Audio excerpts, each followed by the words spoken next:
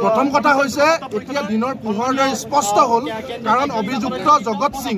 যিজন পাখণ্ড যিজনে আজি বছৰ বছৰ ধৰি এখন আশ্ৰম চলাই তেওঁ বিভিন্ন মানুহক যুৱক যুৱতীক নিৰ্যাতন চলাই আহিছিল কিন্তু এতিয়া পুলিচৰ কব্জাত গতিকে তাক ফাঁচি লাগে আৰু তাৰ যিখন অবৈধ আশ্ৰম সেই আশ্ৰমখন ইমিডিয়েট উচ্ছেদ কৰিব লাগে চৰকাৰে বিভিন্ন সময়ত বিভিন্ন গৃহ বিভিন্ন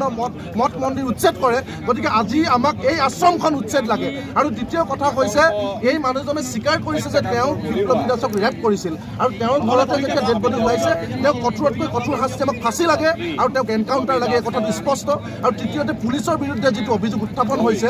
লক্ষ্মণ কুমাৰ দাসে প্ৰথম দিনটোৰ পৰাই তেওঁৰ পক্ষলৈ আহিছে তিতাবৰৰ ওসি এজাহাৰ দিবলৈ যোৱা পৰিয়ালৰ মানুহক বেয়া ব্যৱহাৰ কৰিছে থানাৰ পৰা উলিয়াই পঠিয়াইছে আৰু থানাৰ ভিতৰৰ পৰা ছোৱালীজনী চৰিত্ৰক লৈ প্ৰশ্ন কৰা হৈছিল গতিকে পুলিচৰ এনেকুৱা ব্যৱহাৰৰ কাৰণে তিতাবৰত বাৰে বাৰে যুৱতী নিৰ্যাতনৰ ঘটনা সংঘটিত হৈ আছে তিতাবৰৰ ওসিক ছাছপেণ্ড কৰিব লাগে ইয়াক এনকাউণ্টাৰ কৰিব লাগে জগত সিঙক আৰু তেওঁ আশ্ৰমখন উচ্ছেদ কৰিব লাগে প্ৰথম কথা হৈছে এতিয়া দিনৰ পোহৰলৈ স্পষ্ট হ'ল কাৰণ অভিযুক্ত জগত সিং যিজন পাখণ্ড যিজনে আজি বছৰ বছৰ ধৰি এখন আশ্ৰম চলাই তেওঁ বিভিন্ন মানুহক যুৱক যুৱতীক নিৰ্যাতন চলাই আহিছিল কিন্তু এতিয়া পুলিচৰ কব্জাত গতিকে তাক ফাঁচি লাগে আৰু তাৰ যিখন অবৈধ আশ্ৰম সেই আশ্ৰমখন ইমিডিয়েট উচ্ছেদ কৰিব লাগে চৰকাৰে বিভিন্ন সময়ত বিভিন্ন গৃহ বিভিন্ন মঠ মন্দিৰ উচ্ছেদ কৰে গতিকে আজি আমাক এই আশ্ৰমখন উচ্ছেদ লাগে আৰু দ্বিতীয় কথা হৈছে এই মানুহজনে স্বীকাৰ কৰিছে যে তেওঁ বিপ্লৱী দাসক ৰেপ কৰিছিল আৰু তেওঁৰ ঘৰতে যেতিয়া ডেড বডি ওলাইছে তেওঁক কঠোৰতকৈ কঠোৰ শাস্তি আমাক ফাঁচি লাগে আৰু তেওঁক এনকাউণ্টাৰ লাগে এই কথাটো স্পষ্ট আৰু তৃতীয়তে পুলিচৰ বিৰুদ্ধে যিটো অভিযোগ উত্থাপন হৈছে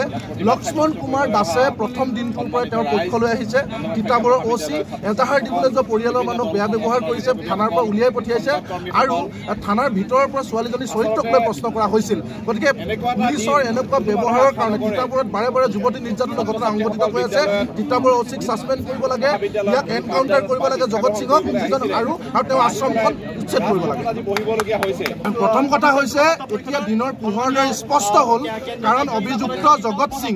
যিজন পাখণ্ড যিজনে আজি বছৰ বছৰ ধৰি এখন আশ্ৰম চলাই তেওঁ বিভিন্ন মানুহক যুৱক যুৱতীক নিৰ্যাতন চলাই আহিছিল কিন্তু এতিয়া পুলিচৰ কব্জাত গতিকে তাক ফাঁচি লাগে আৰু তাৰ যিখন অবৈধ আশ্ৰম সেই আশ্ৰমখন ইমিডিয়েট উচ্ছেদ কৰিব লাগে চৰকাৰে বিভিন্ন সময়ত বিভিন্ন গৃহ বিভিন্ন মঠ মন্দিৰ উচ্ছেদ কৰে গতিকে আজি আমাক এই আশ্ৰমখন উচ্ছেদ লাগে আৰু দ্বিতীয় কথা হৈছে এই মানুহজনে স্বীকাৰ কৰিছে যে তেওঁ বিপ্লৱী দাসক ৰেপ কৰিছিল আৰু তেওঁৰ ঘৰতে যেতিয়া ডেড বডি ওলাইছে তেওঁক কঠোৰতকৈ কঠোৰ শাস্তি আমাক ফাঁচি লাগে আৰু তেওঁক এনকাউণ্টাৰ লাগে এই কথাটো স্পষ্ট আৰু তৃতীয়তে পুলিচৰ বিৰুদ্ধে যিটো অভিযোগ উত্থাপন হৈছে লক্ষ্মণ কুমাৰ দাসে প্ৰথম দিনটোৰ পৰাই তেওঁৰ পক্ষলৈ আহিছে তিতাবৰৰ ওসি এজাহাৰ দিবলৈ যোৱা পৰিয়ালৰ মানুহক বেয়া ব্যৱহাৰ কৰিছে থানাৰ পৰা উলিয়াই পঠিয়াইছে আৰু থানাৰ ভিতৰৰ পৰা ছোৱালীজনী চৰিত্ৰক লৈ প্ৰশ্ন কৰা হৈছিল গতিকে পুলিচৰ এনেকুৱা ব্যৱহাৰৰ কাৰণে তিতাবৰত বাৰে বাৰে যুৱতী নিৰ্যাতনৰ ঘটনা সংঘটিত হৈ আছে তিতাবৰৰ ওসিক ছাছপেণ্ড কৰিব লাগে ইয়াক এনকাউণ্টাৰ কৰিব লাগে জগত সিঙক আৰু তেওঁ আশ্ৰমখন উচ্ছেদ কৰিব লাগে